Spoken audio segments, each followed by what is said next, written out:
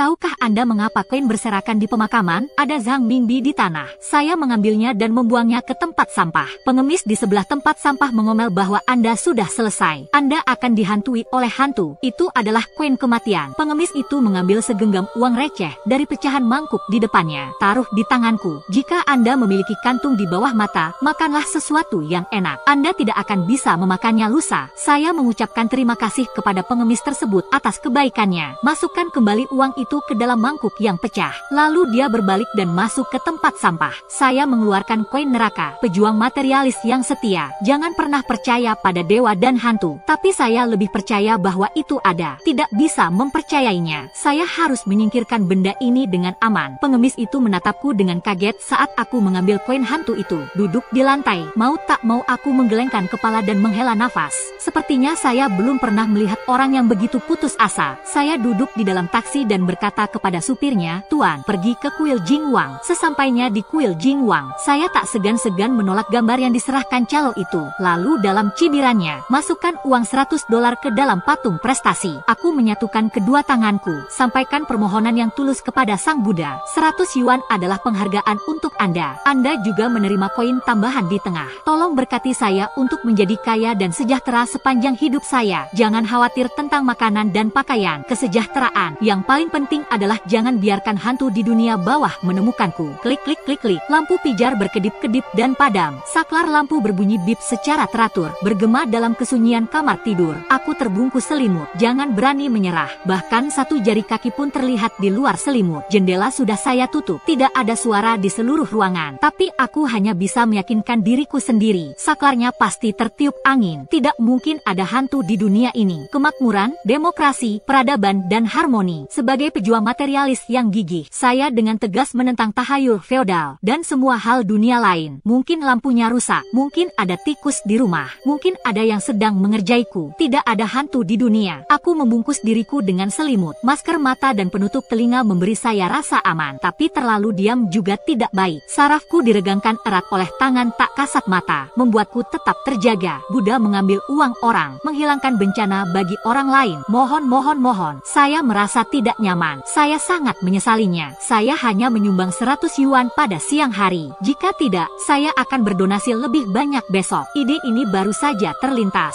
Saya mengalami koma. Dalam mimpiku, bayangan hitam samar-samar menyerbu ke arahku. Mulutnya yang berwarna merah darah dan berlubang berubah menjadi berbagai bentuk. Pada akhirnya, ia menelan seluruh tubuh. Bayangan itu sudah tidak ada lagi. Yang tersisa hanyalah warna merah tak berujung dan ruang kosong. Saya terbangun tiba-tiba. Pikirkan baik-baik. Tapi aku tidak bisa mengingat kejadian dalam mimpiku. Aku hanya samar-samar tahu bahwa aku mengalami mimpi buruk. Goyangkan kepalamu. Jangan berani memikirkannya lagi. Saya memaksakan diri untuk bekerja. Mengakhiri pekerjaan hari itu, aku menyeret tubuhku yang lelah pulang. Manajer anjing tidak akan melakukannya lagi. Ada banyak syarat. Buka pintunya. Yang terlihat adalah meja makan yang ku kenal. Ada juga hidangan asing di atas meja. Apakah pencuri begitu merajalela saat ini? Masuki rumah orang lain dan curi sesuatu. Saya juga perlu melakukan beberapa hal aneh untuk merasakan kehadiran. Dia mengucapkan kata-kata yang sulit dipercaya. Saya berdiri di depan pintu. Kepalkan tangan Anda dan semangatkan diri Anda. 10 menit kemudian, saya akhirnya datang ke meja. Ada 8 piring di atas meja. Mangkuk besar, 2 mangkuk kecil. Setiap mangkuk kecil dilengkapi dengan sepasang sumpit. Di atas piring, ini adalah campuran padat cair merah dan hitam yang saling terkait. Itu juga dicampur dengan beberapa bahan pucat yang tidak diketahui. Hal yang sama di mangkuk besar. Campuran padat cair berwarna merah dan hitam. Tapi jika aku mengakui kesalahanku, yang merah mungkin tomat. Kalau yang hitam, bentuknya agak mirip daging. Dagingnya jenis apa? Saya tidak berani berpikir. Yang di mangkok kecil sudah tidak berwarna merah dan hitam lagi. Bukan campuran padat cair, tapi semangkuk peu, nasi biasa. Tapi bukan nasi putih. Mungkin ketika saya tidak tahu, para ilmuwan telah mengembangkan beras merah. Lagi pula, saya tidak memperhatikan situasi tanaman. Tidak mungkin untuk mengatakannya. Padahal saya belum pernah membeli beras merah. Lebih tepat, aku bahkan belum membeli beras. Punggungnya perlahan basah oleh keringat dingin. Pandanganku perlahan-lahan kabur. Tidak mungkin ada hantu di dunia ini. Saya seorang pejuang materialis yang gigih. Aku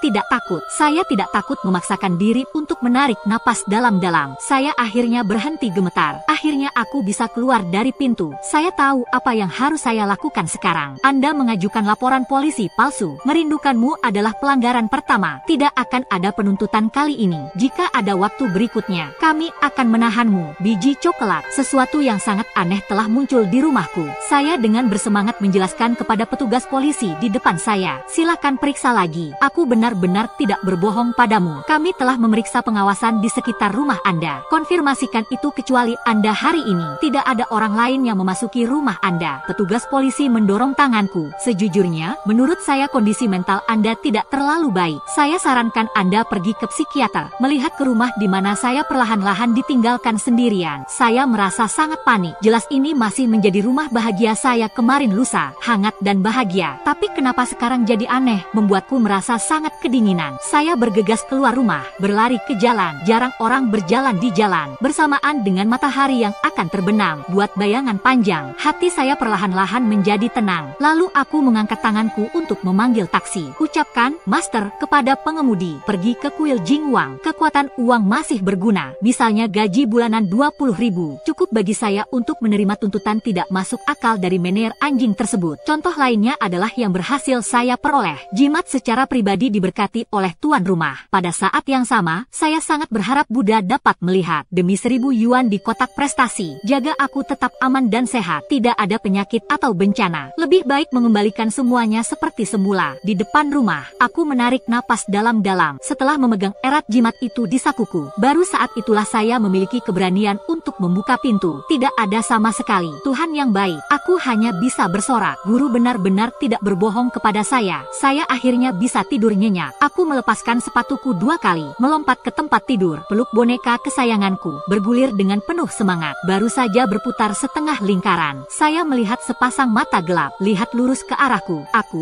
Aku sangat takut hingga aku berteriak. Tapi aku hanya berteriak sekali. Jeritan lain yang lebih keras dan menyedihkan diposting oleh pemilik mata hitam. Dan dia tidak hanya berteriak, dia juga memegangi kepalanya dan merangkak ke bawah tempat tidur. Pria itu memegang kepalanya dengan kedua tangannya. Ada di bawah tempat tidurku. Sang Buddha, mari kita katakan yang sebenarnya. Apa karena aku memberimu koin hantu? Jadi kamu di sini untuk membalas dendam padaku? Aku kaku, sulit dipercaya. Saya baru saja berhadapan dengan hantu. Saya hanya bisa meyakinkan diri sendiri dengan gila-gilaan. Tidak ada tatanan hantu di dunia ini. Seorang pria bisa masuk ke bawah tempat tidur dan kepalanya tertembak. Itu pasti karena dia bisa melakukan sihir. Itu hanya untuk menutup-nutupi pejuang materialis yang setia. Saya tidak pernah percaya ada hantu di dunia. Setelah memikirkannya, aku baru menyadari punggungku basah oleh keringat dingin. Lengan dan kakinya juga sangat lembut. Perlahan aku merangkak ke ruang tamu, naik ke sofa. Bicaralah dengan orang di dalam melalui pintu kamar tidur. Membosankan bagi adikku untuk tetap berada di bawah tempat tidur. Keluarlah dan mari kita bicara. Saya dengan rendah hati bernegosiasi dengan orang-orang di dalam. Selama kamu meninggalkan rumahku, aku hanya berpura-pura tidak terjadi apa-apa. Untuk meningkatkan kredibilitas, dengan enggan aku melepaskan cinta. Itu sungguh tidak mungkin. Ambil apapun yang Anda suka di ruangan ini. Biarkan saja aku hidup. Sebuah suara kecil terdengar dari bawah tempat tidur. Apakah ada yang mungkin terjadi? Saya makan dari tangan saya. Es krim. Saling berpandangan dengan hantu yang juga sedang makan es krim. Hantu di depanku tinggi, tapi bersikaplah takut-takut, menunjukkan sedikit rasa takut. Saya melihat hantu yang sedang makan es krim. Sebuah ide konyol tiba-tiba muncul di benak saya. Kalau tidak, saya akan menjadi pendeta Tao, jenis yang membunuh setan. Hatiku penuh dengan kebanggaan. Tepat saat aku memuji diriku sendiri, dia adalah seorang pejuang materialis yang gigih. Seperti yang diharapkan, saat Anda tidak takut pada hantu. Hantu itu mengangkat kepalanya. Tidak ada fitur wajah di wajahnya. Hanya ada 2 lubang hitam besar yang menatap langsung ke arah saya. Saya, seorang pejuang materialis, tidak takut pada semua monster dan monster. Tapi mari kita kesampingkan masalah menjadi pendeta Tao. Hantu menatapku. Buka mulutmu perlahan. Terima kasih. Suaranya cukup bagus.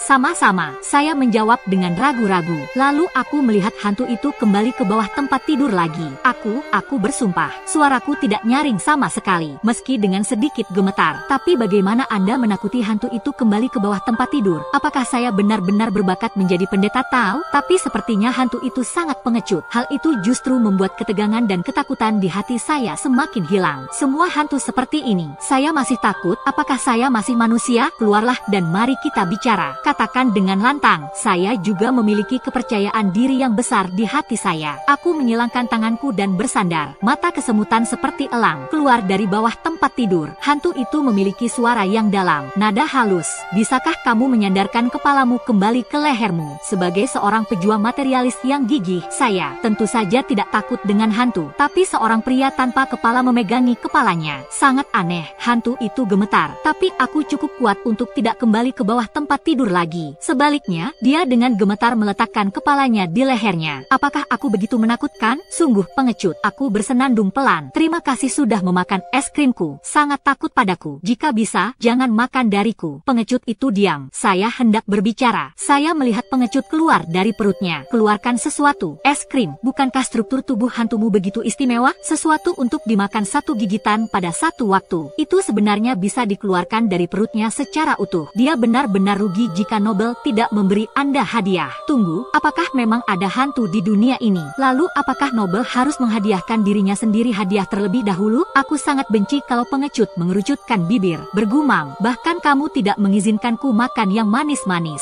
Sayang sekali, saya pikir Anda adalah orang baik. Anda bisa menyalahkan saya untuk ini. Bagaimana aku tahu kalian begitu jahat? Aku menutupi wajahku, tidak tahan melihatnya. Ini salahku. Makanlah. Kata-kata itu jatuh begitu saja. Pengecut itu memasukkan kembali es krim ke dalam perutnya. Pada saat yang sama, tubuh mulai bergoyang ke kiri dan ke kanan. Kepalanya juga sedikit bergetar bersamaan dengan itu. Seorang pengecut tidak memiliki fitur wajah. Tapi entah bagaimana aku melihat senyuman di wajahnya. Bukankah itu hanya es krim? Dia sangat senang karena dia berkeliaran. Hatiku bergetar. Rasakan sesuatu yang lebih. Tapi setan kecil, kelahiranku mengganggu ayunan hantu itu. Mendengar suara, pengecut itu langsung berhenti gemetar. Pada saat yang sama, tubuh memendek. Sangat bagus, kemajuan luar biasa. Tidak kembali ke bawah tempat tidur lagi. Mungkin kami sempat ngobrol beberapa kali. Pengecut itu tidak begitu waspada dan takut padaku seperti pada awalnya. Biarpun aku tiba-tiba mengeluarkan suara tadi, dia hanya memegangi kepalanya, memiringkan kepalamu dan menatapku. Kembalikan kepalamu dengan cepat. Aku mengangkat kepalaku dan memicingkan mataku untuk melihat si pengecut. Tanyakan padanya dengan serius. Bolehkah saya mengetahui namamu? Berapa umurmu tahun ini? Cita-cita apa yang Anda miliki?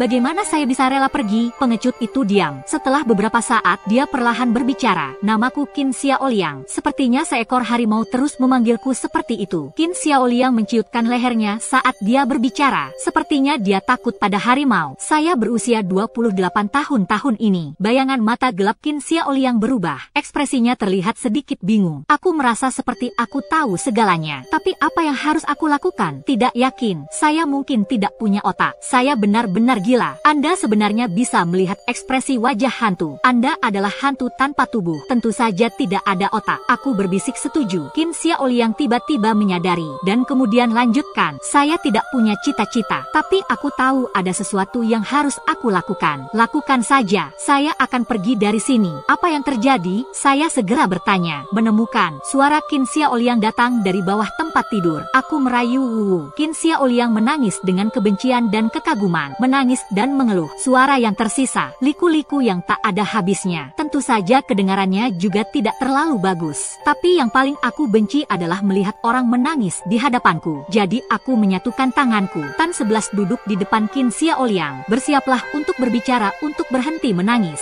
Saudaraku, ayo berhenti menangis. Bukankah kamu hanya mencari seseorang? Saya akan membantu Anda menemukannya. Saya berkompromi. Aku akan membantumu menemukan seseorang. Tapi jangan menangis. Bagus atau tidak? Qin Xiaoliang mengangkat kepalanya dan menatapku. Rongga mata yang gelap akhirnya berhenti bocor. Digantikan oleh mulut merah yang terbuka dan tertutup. Dia bertanya padaku, apakah itu benar? Tentu saja itu benar. Saya tidak pernah berbohong. Aku menampar payudaraku sampai terbentur keras. Lalu dia berkata tanpa daya, tapi kamu harus memberitahuku. Orang seperti apa yang kamu cari? Qin Xiaoliang mengangkat kepalanya. Lihatlah aku dengan polos. Setelah 3 detik, lubang hitam di rongga mata kembali bocor. Aku tidak tahu. Qin Xiaoliang menyeka air matanya dengan tangannya. Tapi aku tahu. Yang saya cari pasti pria tampan. Menonton Qin Xiaoliang menghapus lebih banyak air mata. Kalau perut saya kenyang, bayinya akan tetap lahir. Qin Xiaoliang masih menangis. Melihat tubuh hantu itu akan berubah menjadi genangan air. Aku akan mengertakkan gigi dan mencarinya. Bisakah kamu benar-benar menemukannya? Qin Xiaoliang, yang hampir tidak bisa berjalan, bertanya. Itu palsu, tetapi Anda tidak bisa mengatakan itu. Aku berkata asal-asalan di luar keinginanku. Tidak masalah. Anda telah membantu saya menyingkirkan separuh orang di dunia. Tinggal 1/2 saja, jadi tidak mudah mencari yang sama. Jangan khawatir. Saya yakin saya bisa menemukannya. Jujur, saya berjanji berjanji untuk membantu Qin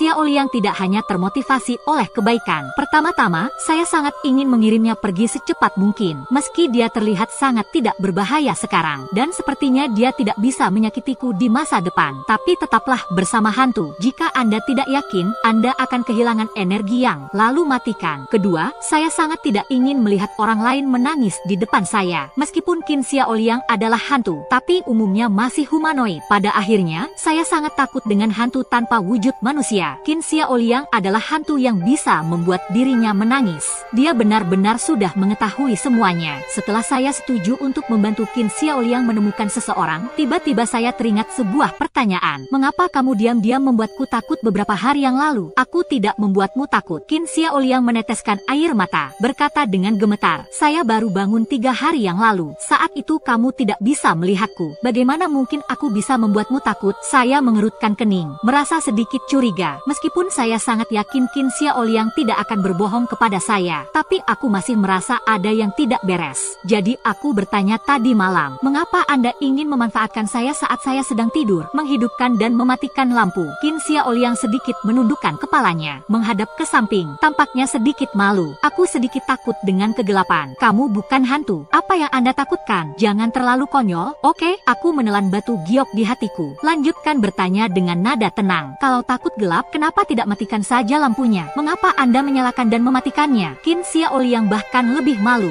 Saya khawatir Anda tidak akan tidur nyenyak. Orang baik, seperti kata pepatah di internet, aku tidak bisa memelukmu jika aku memeluk batu bata. Saya tidak dapat mendukung Anda dengan meletakkan batu bata. Mungkinkah saya mempelajarinya dari Anda? Takut kegelapan. Jadi nyalakan lampunya. Nyalakan lampu karena aku takut aku tidak bisa tidur. Lalu matikan lampu. Matikan lampu dan merasa takut lagi. Jadi nyalakan lampunya. Mengapa Anda tidak melamar menjadi mesin gerak abadi? Kataku pada Qin Xiaoliang. Tidak ada apa-apa. Ruang batu lampu listrik. Saya menemukan titik buta. Kamu tidak ingin mengganggu tidurku. Mengapa kamu tidak pergi ke ruang tamu untuk tidur? Saya mempunyai kebiasaan memakai penutup mata saat tidur. Qin Xiaoliang menyalakan 100 lampu di ruang tamu. Itu tidak akan menggangguku. Aku lebih takut sendirian. Baiklah, saya segera melewatkan topik ini. Lanjutkan untuk menanyakan pertanyaan berikutnya. Lupakan saja jika Anda mengayuh. Menurutku maksudmu baik. Tapi kenapa kamu membuat meja berisi hidangan untuk menyakitiku? Saya tidak cemas seperti Qin Xiaoliang. Dia dengan cepat menjelaskan. Aku akan memasak untukmu. Itu karena aku melihatnya di tempat sampahmu. Semuanya adalah kotak bawa pulang. Tapi bawa pulang tidak sehat. Aku ingin kamu makan sesuatu yang enak. Saya baru saja memasak 1 meja hidangan, juga nasi kukus.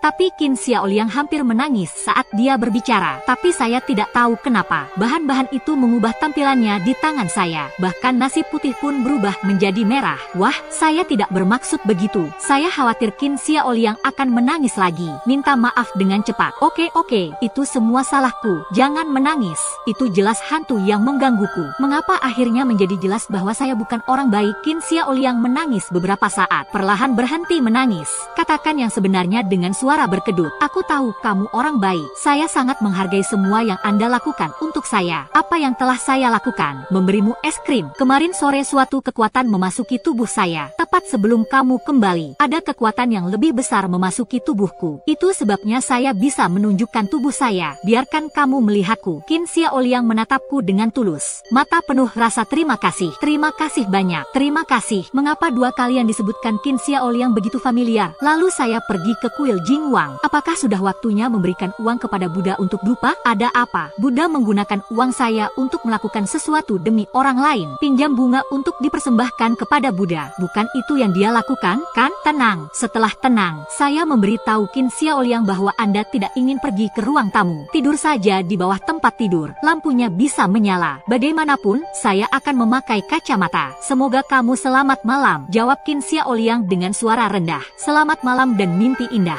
Saya tidur nyenyak. Aku membuka mataku 1 menit sebelum jam weker berbunyi. Lalu aku segera membalikkan badan dan memejamkan mata. 1 menit lagi tidur. Setelah membereskan, saya merasa penuh kekuatan. Buka pintunya. Tentunya, seorang gadis berambut pendek sedang menunggu di depan pintuku. Gadis itu berpakaian sangat rapi, tapi dia terlihat tidak bersemangat. Beberapa hal, saya baru saja meninggalkan rumah. Sebelum aku sempat bertanya siapa dia, apa yang kamu lakukan di depan rumahku? Aku mendengar gumaman tak bernyawa gadis itu. Bukankah perusahaan Anda mulai bekerja pada jam 8? Mengapa kamu tidak keluar sampai jam 10.30?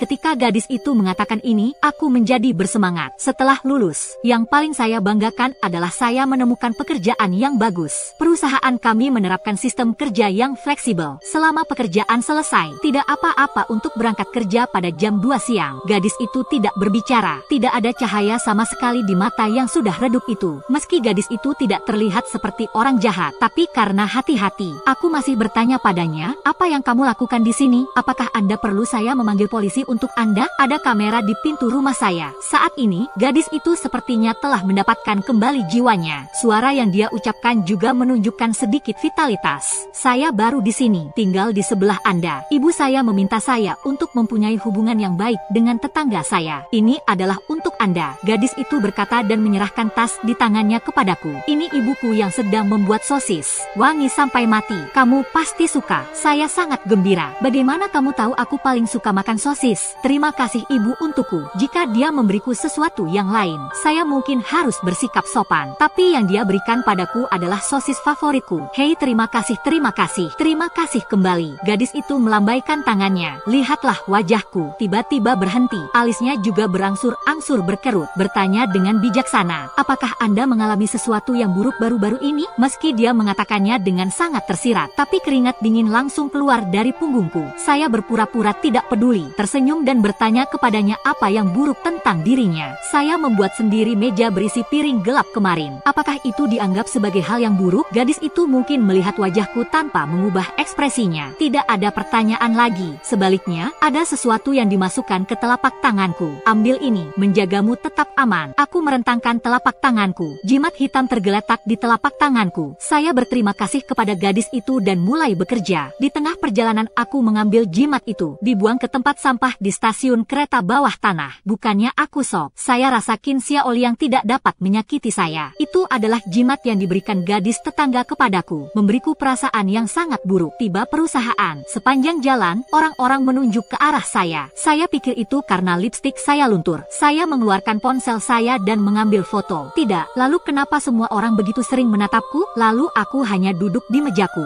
Seorang kolega yang biasanya tidak menyukai saya berjalan saja ke arahku. Manajer meminta Anda pergi ke kantornya. Rekan kerja memiliki senyum jahat di wajah mereka. Saya memiliki firasat buruk di hati saya. Saya sudah lama mendengar bahwa manajer suka menindas pendatang baru. Tapi aku punya kasus besar di tanganku. Dia seharusnya tidak sombong, kan? Di kantor, manajer memegang cangkir teh, meniup daun teh dengan santai. Selamat minum teh. Lihat aku masuk. Itu hanya sapaan yang tidak asin atau hambar. Duduklah. Firasat tidak menyenangkan di hatiku semakin kuat. Biasanya manajer memanggil saya masuk. Belum lagi adegan yang penuh semangat. Tapi setidaknya dia akan memberiku air. Mengapa Anda bertindak seperti manajer hari ini? Manajer minum teh. Bicaralah pelan-pelan. Raja kecil, saya pikir proyek ini hampir selesai. Anda ingat untuk mencantumkan nama saya terlebih dahulu. Lagi pula, aku menghabiskan banyak usaha untuk memimpinmu. Anda dan saya hampir saling berteriak. Proyek yang saya miliki agak istimewa. Tidak banyak yang bisa dilakukan. Tapi ini sangat melelahkan. Dan itu membutuhkan kualitas yang sangat profesional. Gao, tidak ada seorang pun di seluruh perusahaan yang bisa melakukannya kecuali aku. Beraninya dia. Manajer itu tampak normal. Teruslah berbicara perlahan. Karena kamu tidak mau. Kalau begitu, kemasi barang-barangmu dan pergi. Bayangkan saja saya memelihara serigala bermata putih. Dia sangat malu untuk mengatakannya. Dialah yang mengundang saya ke perusahaan dengan banyak permintaan untuk mengambil alih kekacauannya. Sekarang masalahnya sudah terpecahkan. Anda ingin membunuh keledai itu, bukan? Mau MU? Saya berbalik dan pergi. Saya keluar. Masih ada sisa besar proyek yang belum selesai. Karena dia sangat percaya diri. Lalu biarkan dia melakukannya. Sambil mengemas barang, suara rekan saya mencapai telinga saya. Mengapa Wang Qingqing pergi? Apa yang akan terjadi pada proyek tersebut jika dia pergi? Khawatirkan dia daripada dirimu sendiri. Ada bos baru di sana. Segala hal harus diubah.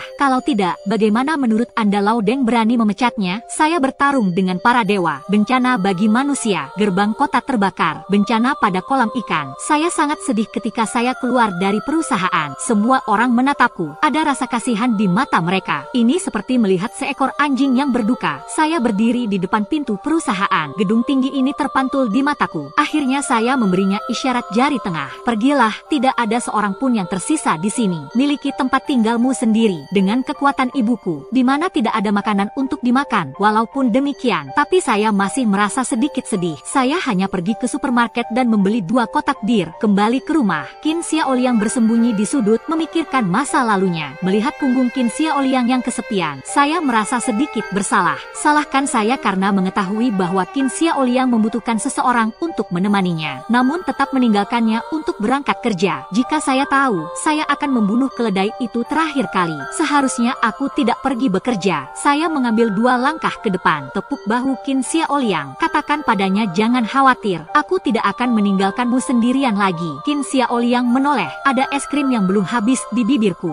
Aku mengembalikan kesedihanku. Saya Qin Xiaoliang. Aku tidak sendirian. Aku selalu bersamamu. Tidakkah kamu tahu? Aku tidak tahu. Saya lupa bahwa hantu bisa menjadi transparan. Untuk menghilangkan rasa malunya, saya menunjuk ke samping bir dan bertanya pada Qin Xiaoliang, apakah kamu ingin minum? Saya sedikit malu untuk mengatakan bahwa saya sepertinya tidak memiliki kapasitas minum yang baik. Hei, tidak apa-apa. Mari kita berkumpul. Aku akan mengambil sekaleng bir. Buka dan minum semuanya. Qin Xiaoliang juga mengambil sekaleng bir ketika melihat ini. Sebelum dia bisa membukanya, dia melihat bayangan gelap datang ke arahnya. Keesokan harinya aku menggosok kepalaku. Saya menyesalkan kemampuan minum saya tidak meningkat sama sekali. Tuangkan saja ke dalam 1 cangkir. Dari sudut mataku aku melihat sesosok tubuh gelap tergeletak di samping. Ketika saya berbalik, saya melihat itu adalah seseorang. Aku bertanya pada bayangan itu. Qin Xiaoliang diam-diam meringkuk menjadi bola. Siapa dia? Aku tidak tahu kenapa dia ada di rumahku. Anda membukakan pintu untuknya. Qin Xiaoliang memeluk dirinya lebih keras. Itu bukan aku. Dia masuk melalui jendela sendirian. Awalnya saya pikir itu adalah seseorang yang Anda kenal. Namun tiba-tiba dia mengeluarkan pisau dari tangannya. Aku baru saja mengejarmu. Itu membuatku takut. Qin Xiaoliang ingin membenamkan kepalanya di dadanya. Sepertinya dia masih ketakutan. Saya menunjuk ke arah gangster yang masuk ke dalam rumah. Lalu kenapa dia jatuh ke tanah? Bukankah seharusnya kamu membunuhku saat aku tidur? Suara Qin Xiaoliang sangat pelan hingga hampir tidak terdengar. Saya tidak sengaja membuatnya pingsan. Sengaja atau sengaja, saya akan menyentuh kepala Qin Xiaoliang apapun yang terjadi. Bagaimanapun, terima kasih. Itu mengejutkan saya. Suatu hari nanti aku akan dilindungi oleh seorang pengecut. Tapi orang jahat tetap harus diadili. Setelah memanggil polisi dan membawa para penjahat ke pengadilan, saya agak menganggur. Tidak mau bekerja. Tidak ada hubungannya. Nyalakan saja TV-nya. Di saluran berita, wajah tampan seorang pria memenuhi separuh layar. Dilaporkan bahwa ketua grup Liang Hui masih koma. Sekarang semua urusan dikendalikan oleh nyonya kedua dari keluarga Qin, kata tuan rumah. Gambaran seorang pria berubah menjadi seorang wanita muda. Saya melihat wanita muda, terasa agak familiar. Sepertinya saya pernah melihatnya di suatu tempat. Qin Xiaoliang tiba-tiba menjadi bersemangat. Tunjuk pria di TV dan katakan, menemukannya. Orang yang saya cari adalah dia. Cepat bawa aku menemuinya. Grup Liang Hui, ini seluruh negeri. Sebuah perusahaan besar dengan reputasi tinggi di seluruh dunia. Bagaimana Qin Xiaoliang mengetahui ketua grup Liang Hui? Jika orang yang Anda cari adalah ketua grup Liang Hui, maka Anda mungkin tidak akan pernah melihatnya. Aku menggelengkan kepalaku, menjelaskan dengan tak berdaya kepada Qin Xiaoliang. Meskipun perusahaan terakhir saya adalah anak perusahaan dari Liang Hui Group, tapi saya tidak punya kesempatan untuk melihatnya. Sebuah peluang besar pada level itu. Saya menyarankan Anda untuk menyerah. Qin Xiaoliang tetap diam. Saya memandangnya dan tidak berkata apa-apa. Qin Xiaoliang menangis dalam diam. Aku mengerutkan bibirku dan tidak berbicara. Deformasi wajah Qin Xiaoliang. Rupanya dia menangis hingga kehilangan wujud manusianya. Oke, berhenti menangis. Saya berkompromi. Saya akan menemukan cara agar Anda bisa bertemu dengan ketua. Kilatan inspirasi. Saya memikirkan wajah wanita muda itu. Aku memang melihatnya. Belum lama ini dia memberiku sosis dan jimat. Seberapa berbudi luhur dan mampukah saya? Saya sebenarnya menerima hadiah dari wanita kedua dari keluarga Qin. Beraninya aku membuang jimat yang diberikan seseorang kepadaku? Kuharap aku tahu sebelumnya bahwa gadis itu adalah nona muda kedua dari keluarga Qin. Tidak peduli apa yang saya Saya katakan, saya harus menawarkan jimat itu. Sial, kenapa aku begitu serakah? Saya makan semua sosis dalam satu malam. Bagaimanapun, tinggalkan itu dalam pikiranku. Tapi sosisnya enak sekali. Setelah memanggil polisi untuk menangani orang yang muncul secara misterius di rumah, saya menepuk bahu Qin Xiaoliang. Selamat padanya, Anda sangat beruntung. Wanita muda kedua dari keluarga Qin tinggal di sebelah kami. Anda berharap untuk bertemu dengan ketua. Mengatakan itu, saya pergi menyeret Qin Xiaoliang. Ayo, aku akan membawamu untuk menemukannya sekarang. Qin Xiaoliang menarik tangannya. Pencurian berkata, saya tidak mau pergi. Di mata Qin Xiaoliang, tidak pasti. Saya tidak mengerti apa yang dia pikirkan. Lalu apakah Anda masih ingin bertemu dengan ketua? Saya menghormati idenya. Jika Anda tidak ingin pergi, lupakan saja. Qin Xiaoliang menjawab dengan cepat. Aku ingin bertemu denganmu, nak. Jangan memaksakan diri terlalu jauh. Saya menunjuk hidung Qin Xiaoliang dan memperingatkannya. Jika Anda tidak melihat Nona Qin Anda tidak akan dapat melihat ketuanya. Anda memilih. Qin Xiaoliang ragu-ragu untuk waktu yang lama. Akhirnya, dia mengangguk dengan berat seolah dia sudah mengambil keputusan. Biarkan aku pergi. Nona Qin bukanlah momok. Mengapa Anda bersikap seolah-olah Anda akan pergi ke tempat eksekusi untuk mati? Biarkan saya melihat wajah Qin Xiaoliang tanpa fitur wajah. Pada akhirnya, saya tetap tidak mengungkapkan keluhan saya. Aku takut dia akan menangis. Lakukan saja. Saya membawa Qin Xiaoliang ke sebelah. Nona Qin tinggal di sana. Qin Xiaoliang beralih ke mode transparan. Aku mengetuknya dengan ringan. Pintunya segera terbuka. Nona Qin dengan rambut pendek dan bibir merah tersenyum padaku. Punggungku menegang. Jika Anda menebak dengan benar, Qin Xiaoliang lah yang membenamkan wajahnya di punggungku. Kamu bukan orang besar. Ketika saya melihat seorang gadis kecil, dia masih bersembunyi di belakang saya. Terlalu pemalu, bukan? Oh, ternyata dia pengecut. Tidak apa-apa. Halo Nona Qin aku melihatmu di TV. Dia adalah saudara perempuan Tuan Qin. Maaf mengganggumu hari ini. Harus katakan, meski uang di tangan orang lain tidak ada hubungannya dengan saya, tapi itu membuatku sopan. Dengarkan nada sastra saya. Saya bisa langsung menjadi sekretaris pers. Temanku ingin bertemu saudaramu, Tuan Qin. Saya ingin tahu apakah Anda bisa membuatnya lebih mudah. Mohon bantuannya dengan rekomendasi. Nona Qin tidak menolakku secara langsung. Bolehkah aku bertemu temanmu? Dia tepat di belakangku. Kata-kata itu keluar begitu saja dari mulutku. Saya akan bereaksi. Nona Qin seharusnya tidak bisa melihat Qin Xiaoliang. Bahkan jika Qin Xiaoliang belum menjadi transparan. Tapi itu juga hanya orang sial sepertiku yang akan menabrak hantu. Orang biasa tidak bisa melihat hantu. Belum lagi seseorang sekaya Nona Qin Saya segera berubah pikiran. Dia sebenarnya adalah orang yang aku buat. Orang yang sangat ingin bertemu Tuan Qin sebenarnya adalah saya. Untuk memastikan bahwa aku bahkan membuat alasan. Bos saya adalah bawahan Tuan Qin. Dia memecat saya dengan cara yang tidak adil. Saya ingin Tuan Qin membantu saya mencari keadilan. Mata besar Nona Qin penuh dengan kepolosan. Mendengar alasanku yang lemah, dia tidak ragu lagi. Sebaliknya, dia menepuk dadanya dan meyakinkanku dengan murah hati. Bukankah ini hanya untuk bertemu saudaraku? Sederhana, aku bisa mengantarmu ke sana hari ini. Tiba-tiba gaya lukisannya berubah. Tapi Anda harus siap secara mental. Adikku mungkin tidak bisa membantumu. Saya tidak membutuhkan bantuan Tuan Qin sama sekali. Kompensasi atas pemecatan perusahaan secara tidak sah. Saya sudah mendapatkan semuanya. Jadi saya berbicara dengan mudah. Tuan Qin adalah idola saya. Saya puas jika saya bisa melihatnya sekali. Saya sendiri akan mencari keadilan. Nona Qin menunduk dan mengklik teleponnya. Ini seperti mengirim pesan ke orang lain. Luangkan waktu untuk melihat ke atas. Sudah diatur. Ayo pergi, Nona Qin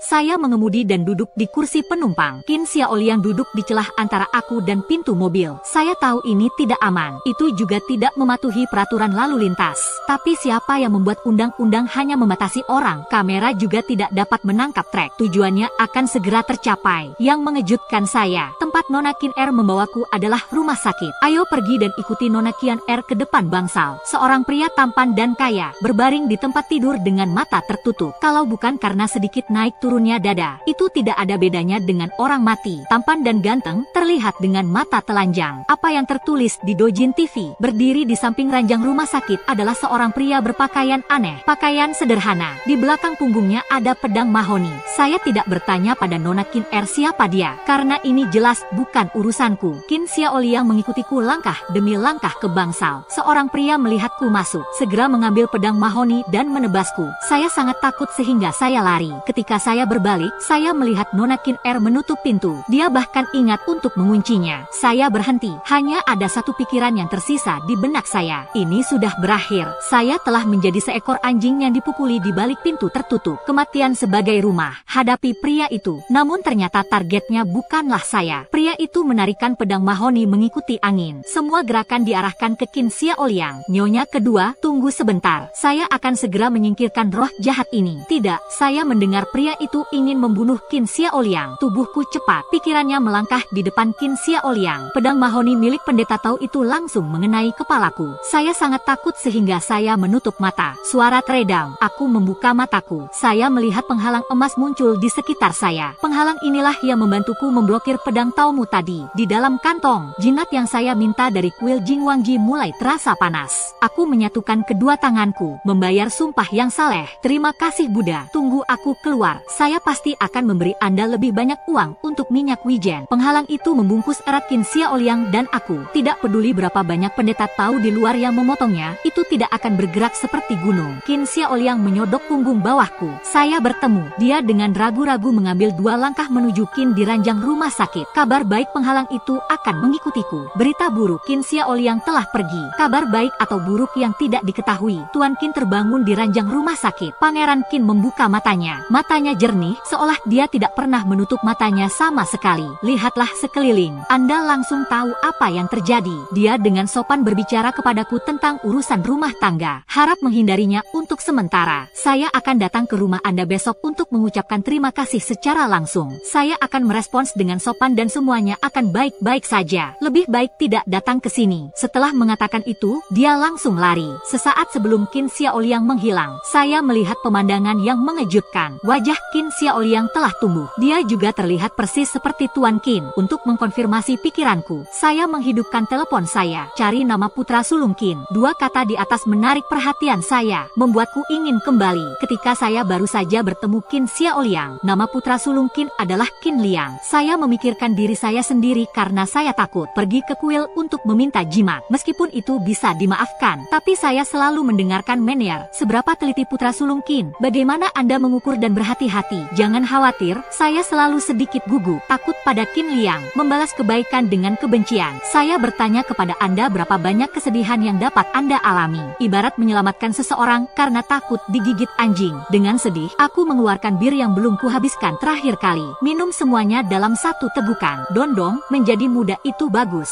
Tertidur saja. Saya bangun dari tempat tidur. Aku mengusap kepalaku yang sakit dan membuka pintu. Buka pintunya dan Qin Liang mengenakan jas dan sepatu kulit, memegang buket besar mawar merah di tangan. Mata menatapku. Buka lagi dan lihat aku lagi. Dia tampak sedikit pemalu. Qin Liang menatapku. Berikan aku mawar merah di tanganmu. Dia mengerucutkan bibirnya dan berkata dengan sungguh-sungguh, bantu aku. Berjanji pada diri sendiri. Haha, saya dengan sopan menolak gagasan untuk membalas dendam. Di luar pengikut Qin Liang, saya adalah Qin Liang. Dia adalah CEO sebuah perusahaan terdaftar. Pengalaman hidup saya seperti apa yang ditulis di banyak novel. Lahir dengan sendok perak di mulutnya. Namun orang tua tidak akur. Ibu sangat menyayangi ayah. Ayah tidak mencintai ibu. Ibuku berusaha semaksimal mungkin untuk melahirkanku. Pengurus rumah tangga dan banyak orang mengatakan bahwa ibu saya sangat menyayangi saya. Kalau tidak, saya tidak akan mencoba segala cara untuk melahirkan saya. Ibuku sakit jiwa. Biarkan aku lebih memperhatikannya. Aku tidak tahu apa itu cinta. Tapi saya pikir, seandainya sang ibu hanya tersenyum saat sang ayah memberinya senyuman. Berikan aku senyuman. Lalu kupikir satu-satunya hal yang ibuku sayangi adalah ayahku. Dan aku hanyalah hadiah dari ibuku untuk menyenangkan ayahku. Ibu sedang tidak bersemangat. Dokter mengatakan dia sakit jiwa. Saat ibu tidak sakit, dia akan meneleponku, kata Qin Xiaoliang. Saya adalah anak yang paling dicintai di dunia. Saat ibu sakit, akan mengunciku di ruang bawah tanah. Katanya aku adalah seorang sampah yang tidak disayangi oleh ayahku. Ruang bawah tanahnya gelap dan tidak terang. Tidak ada seorang pun yang akan mengingat seorang anak kecil sendirian di ruang bawah tanah. Tentu saja, tidak ada yang akan membawakan saya air atau makanan. Hal terbaik yang pernah saya makan adalah setelah dipenjara selama 3 hari. Jaga es krim pemberian cucuku. Dia bilang, jika Anda tidak ingin dihukum, Anda bisa bersembunyi di bawah tempat tidur dan dihukum. Tapi aku tidak melakukan kesalahan apapun, tapi aku tetap mendengarkannya. Bersembunyi di bawah tempat tidur saat ibu sakit lagi.